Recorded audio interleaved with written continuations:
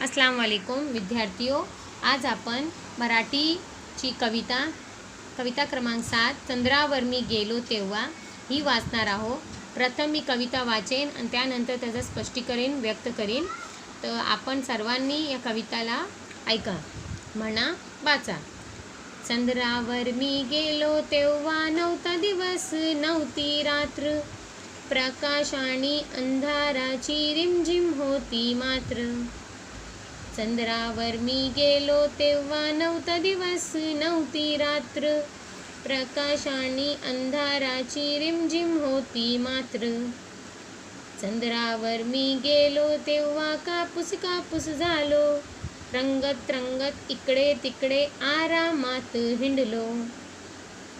चंद्रावर मी गेलो तेव्हा कापूस कापूस झालो, रंगत रंगत इकडे तिकडे आरामात हिंडलो। चंद्रावर मी गेलो तेव्हा पृथ्वी उगवली होती, तिच्या निळ्या चांदण्यात पौर्णिमा हसत होती।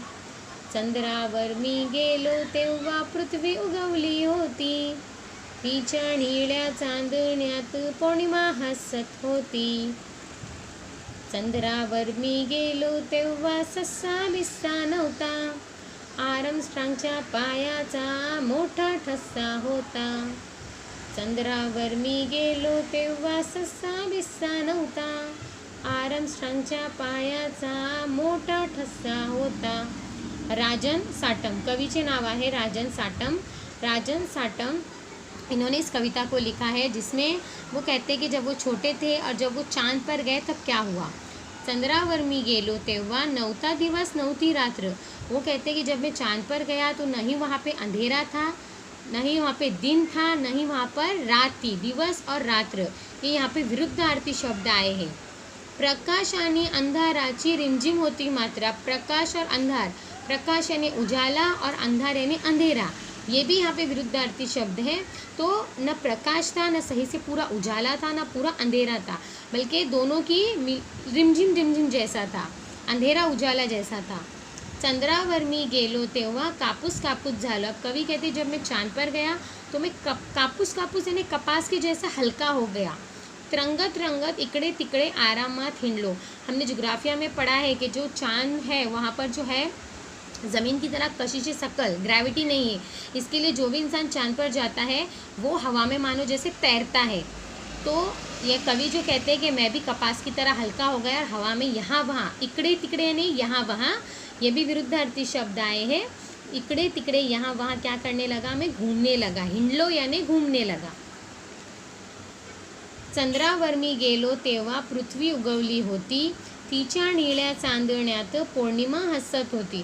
अब कवि कहते हैं कि जब मैं चांद पर गया तो मैंने वहाँ से देखा कि मुझे वहाँ से पृथ्वी हमारी नज़र आई, और पृथ्वी मुझे नीली नीली नज़र आई, क्योंकि हम जानते हैं कि हमारी जो ज़मीन है उस पर जो है 71% पानी है और 29% ज़मीन है, इसलिए हमारे ज़मीन पर पानी नीला नीला कलर ज़्यादा नज़र आता है।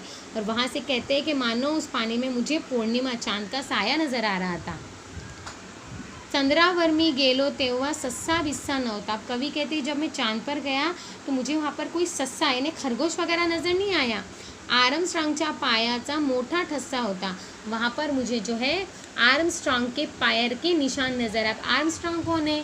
आर्मस्ट्राँग जो है ये दुनिया से जाने वाले सबसे पहले इंसान हैं जो चांद पर गए थे, जो एक खलाबाज है, एस्ट्रोनॉट है।